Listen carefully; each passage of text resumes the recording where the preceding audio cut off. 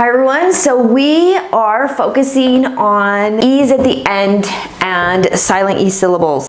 E's get a little bit tricky, and E's at the end typically do not say anything. But then you have some of these really small words that you have E at the end that say E, he, E, and me, E, me, like we have a few little words that have that. Most of the time, if we want E at the end of a word, it is with a Y or a double E. When you have a Y on these little tiny words like this, it says my. And then we also have high like that. But most of the time, if it's at the end of a word, we want to spell it with a Y. But there are a few exceptions. But this is how we spell I at the end of really small words. So there just needs to be some exceptions so we can get our words out. Most of the time, E's at the end of words are silent. The reason why people get tripped up when they're just learning language, especially if they have their own language, is because so many E's have the accent where it says A. And so when they see that, they're thinking it says A when it doesn't. All right, so now I really want you to focus on understanding what a closed syllable is. Now, we're just focusing on the E's, and this is G, et. Now with a closed syllable, that means you have one vowel, one vowel. And it has a consonant that's following the vowel. See how these all have consonants that's following it. That makes this closed. And it's making these all short. This symbol is the short symbol. I didn't do that very well. This symbol is the short symbol, and this symbol is the long symbol. So this is long, and these are short. And this is long because it's open, and these are short because they are closed. So this says g, et, get, ed, led, et, let, et, net, bed, ed, bed, wet, et, wet, bet, et, bet, jet, et, jet, went, ent, went, west, est. Now, you know what's so fun? Now, right here, remember what we talked about. G followed by an E, I, or a Y says J. And that's the sound of this J. So, but it's different at the beginning of words. Sometimes it will say it's normal sound. It's normal sound, exactly. G followed by that if it starts the word.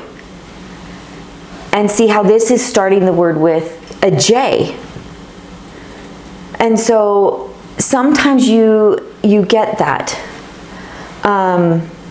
Like Jim. See how this is saying J and it's starting the word? So sometimes this happens and you just need to understand that. Okay, this is saying get, g, et, and this is saying jet. See right here, for it to say J, it's a G then an E. So let's talk about E's at the end.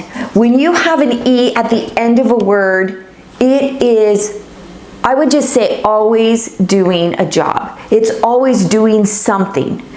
And when people say, well, it's not really doing anything, well, it is doing something. And for this is a silent E syllable. That's what this is called. This is called a silent E syllable. And that means this E is forcing this A to be long. That means you have to have a vowel, then a consonant, and then the silent E. Vowel, then a consonant, and then the E. And that's what these are called. And this says same. This is completely silent. You do not hear anything off of that. Now, some words like cafe, some people in America sometimes will just spell cafe like that, but that's incorrect. You have to have the accent on top of that, and that is forcing the E to say A. So now we have came. This E is making this A say A. Oh, so look at this. So same, take it out, and it says Sam. Completely different word. Same, Sam. This is a name. It could be short for Samantha or Samuel or somebody just that wants to be called Sam. This says came. The E is silent. It's jumping over this one consonant and making that long. See, it's silent. Ate. But it's doing something. The E is doing something. If you didn't have that there, it would say lat. And wouldn't that still be spelled wrong? And it's still wrong. It's not even a word. So if you don't put it on there, people will go, what are you even talking about? Kim would also be... Cam. Cam could be short for like Camille, or it could be short for camera or something, but it's still not a real word.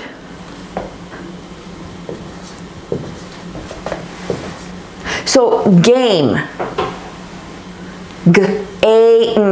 It's making that long. It's doing something. This E is doing something. Place. Now, this is what's kind of fun. This is kind of fun in this one. This is actually doing two different things. This is doing two different things. This E is keeping the C. Remember what we talked about. CE says S. So if I did CI, it would say si, and if I did CY, it would say either C or Psi. But if I say CE, it just says S. See the difference? But you have to still have the E there to force that to say S. And then the E is also making that A long. So it says place. Now if we take the E off of that one, what does it say? Plaque. It says plaque. But that's still spelled wrong. And then it's still spelled wrong. Plaque. It's P-L-A-Q-U-E, which is French, and that says K. Okay? But also C-K, if it's by a short vowel, it says K. So it has to be a C-K. If it's by a short vowel. If it's just, if it's by a consonant, it would be a K. All right? Does that make sense? So it has to be there for that to be long, and this to say S has to be there. I can't use an I because then it would say place or place I. It would say place I probably. It would say place I, and I can't use CY because it would say place C or place I.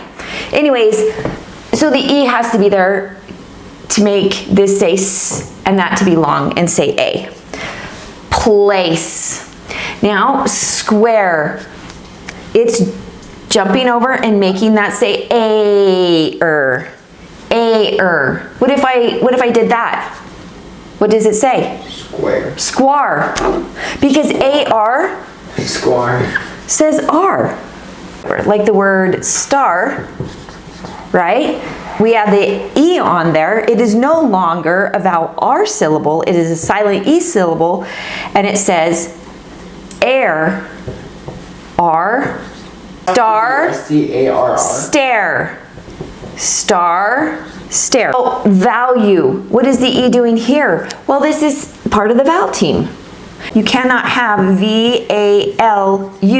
U's are not allowed to be at the end of a word. There are some exceptions, very few, like the word flu, but that's a short version of influenza, and we just shortened it to flu. So you have to have the E there. It's part of the vowel team.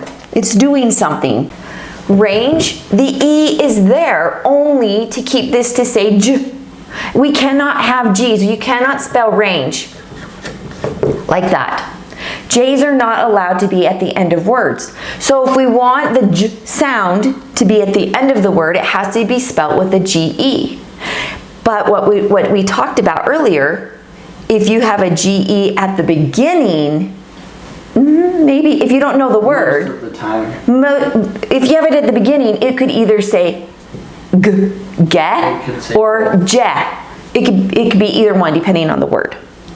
Now, house. This E is silent. See, this E is silent too. This E is silent, and it is there to complete the SE. Now remember, we said most of the time when we want at the end of a word is CE, but we do have lots of words that end in SE.